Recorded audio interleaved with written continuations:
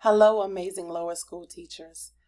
I am coming to you this time with basically a list, not a list, but maybe. So hear me out. I've been teaching over 20 years. I've taught in public, private, and charter schools. I've taught all the grades, just about, except for kinder. And I did teach kinder when I did homeschooling, but not like a class of kinder. But I also wanted to let you know, so every year, my goal was to be a better teacher than I was the year before. I had other goals of like, how can I be better in reading? How can I have better small groups? But every year, my goal was just to do better than I did the year before. And even though I've been teaching 20-something years, I'm still, at the beginning of the year, I'm like, what can I do to be a better teacher than the teacher I was before? And every year, my answer is always, be more organized, be better prepared, think ahead.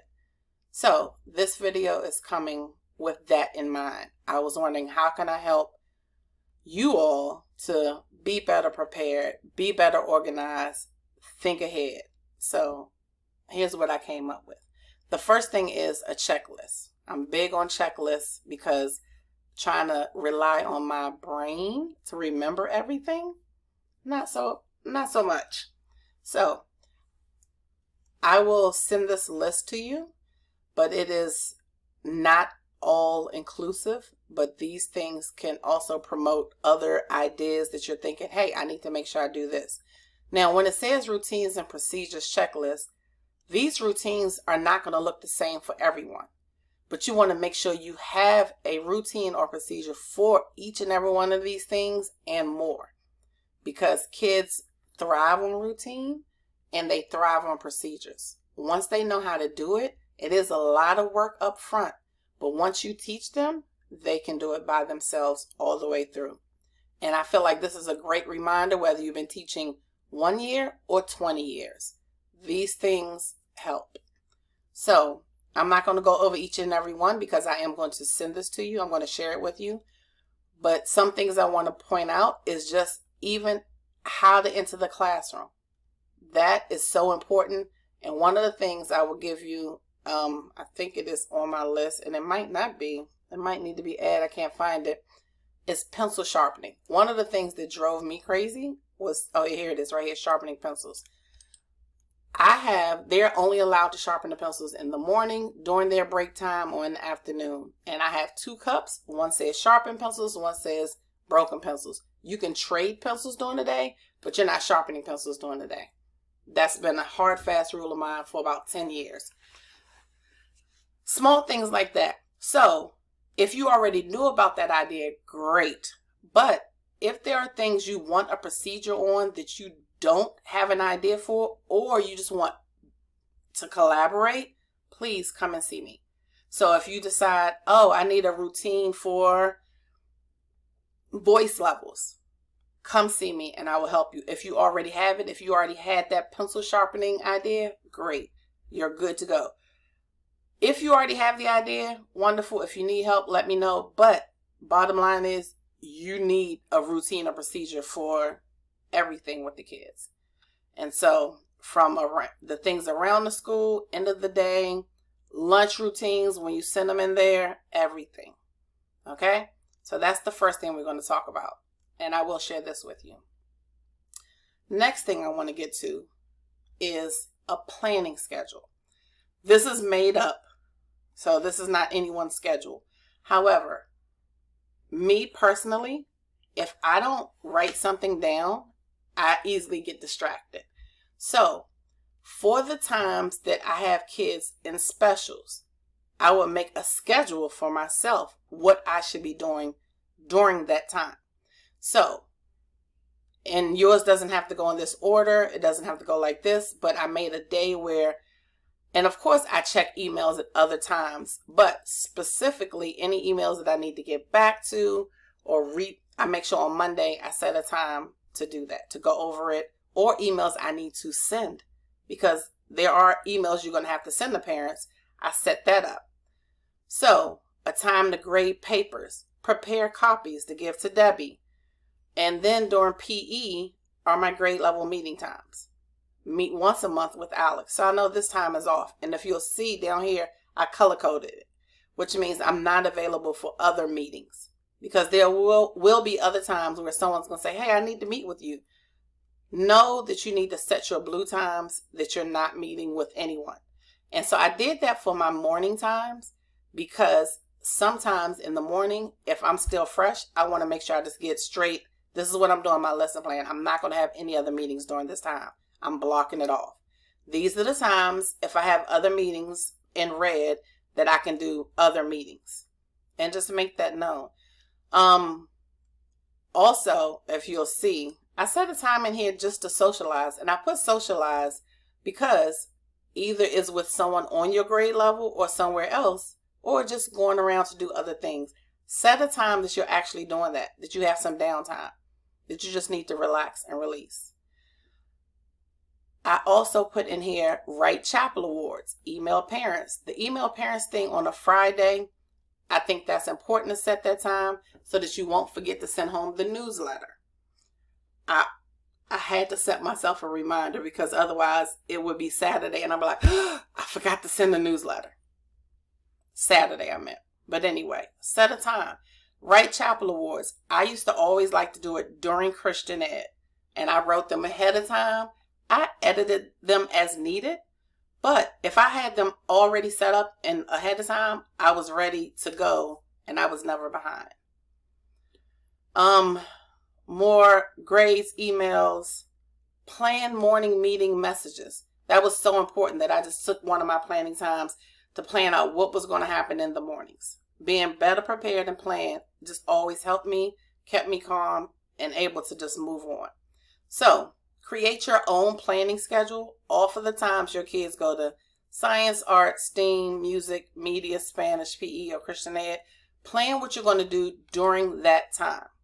It will take some pressure off of you. Next, you're going to get more information on this, but I wanted to throw this in there. We only have extra help 2 days a week now. Yay. However, spend some time, pick one of these times to plan for your extra help. That will help too. That's all I wanted to say about that. So, next. So if you are a seasoned teacher and not a new teacher, you might want to stop the video now and skip out on me. But maybe you don't. Maybe you want a refresher. Oh, actually, don't skip out yet. Wait, I want to go over IXL first. Then you can skip out. So, a lot of you know about IXL. What I want to make sure you know is that everyone in lower school has math. Oops, it went away. Where did it go? Learning. Oh, sorry. Math and language arts. Every grade level has math and language arts, and we'll go into that. However, 3rd, 4th, and 5th grade, you have access to science.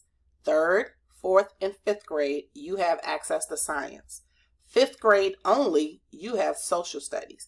I don't know if everyone knew that they have that, but because I didn't, but you have that. So you have access to that. This is what I would like to ask everyone. 5th grade, if you do not end up using social studies on IXL by the end of the year, let me know that it's not useful.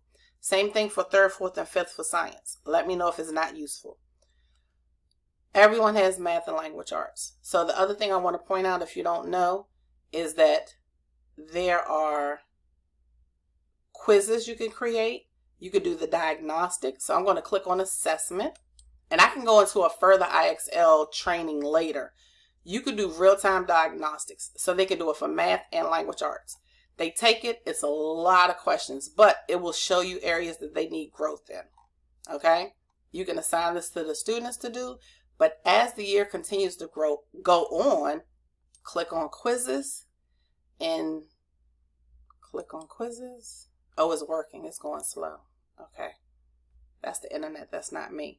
So, as you'll see, these are some old things, but let me see, quizzes from previous years. Here you go. You can see how many quizzes I gave. Why does it say 0 students? Oh, because I don't have those students anymore. I think it went away.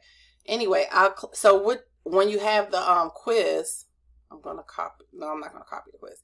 I would just put the date, or I would put what was going on with it. But when you do quizzes, create new quiz, you just pick you make a name and you're going to pick the skill. So if I want to do math, I could just look at suggested skills. You could do it by student. You could do it for all students. You could do it for different levels, all kinds of things. So many opportunities.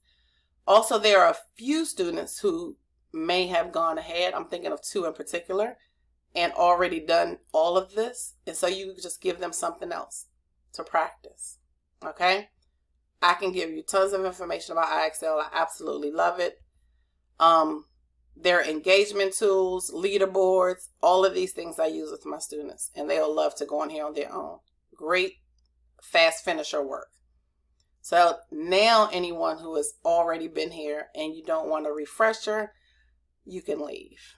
For the new people, if you have not created an account on Epic with your school email, do so.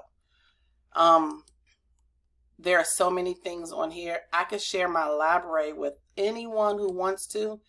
So let's look at my collections. And so I have already shared, I think you'll see it goes down here, 4th grade science and 5th grade science. Wordless picture books are awesome for writing. There's some things in here for pre-K, place value, so many different things. Grammar books. Any subject you could think of, they have tons of books on Epic, and you should absolutely use it. The kids know how to access it themselves. There are also, if you're trying to teach a specific, so like this is about the government, the wonderful thing is they have some read to me books. So for kids who may be on the lower level, it will read it to them. But also they make these books on a level that kids can understand. So that's wonderful. I could talk more about Epic at another time, but I just wanted to make sure you knew about it. This page, teachers, is going to change, but I just want to point out that this is when you click on websites. We're not going to have all of these, but it hasn't been updated. But something I know we will have is Super Teacher Worksheets. You can use that whenever you need it. And I also wanted to point out, Miss Noel, the librarian, will go over this, but you, if you go here and put in your information, teachers, I'm going to log in. If you need a book on a certain topic, you could search it in here. So say I'm going to be teaching about, I don't know, chickens. I might be hungry. That maybe is why I thought of that. And here are all the books. You can click hold right here, and Mrs. Noel will have these ready for you quicker than you can believe. It's so awesome. If you'll look at, and then if you look at my stuff, it'll show what you have checked out and what holds you have. So right now, I have nothing checked out. Great. No items on hold. So just wanted to show that to you. And, oh, that's my calendar. You don't need that. All right. I think that's everything. Again, I can go more over IXL or Epic or anything you need later on. Thank you for listening. Any other routines you need help with, let me know. I have, if you are a slides person, I have morning meeting slides that are already prepared that you can just edit. I have them for every month of the year. It's just what I used. Let me know. Yeah, let me know what you need. I'm here for you. See you soon. Bye.